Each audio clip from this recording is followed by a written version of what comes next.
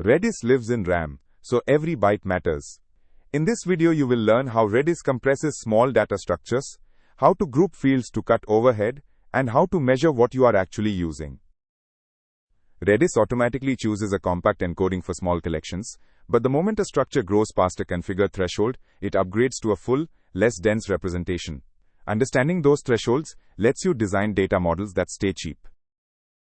Every time you write a field, Redis checks two thresholds: total field count and the size of each value.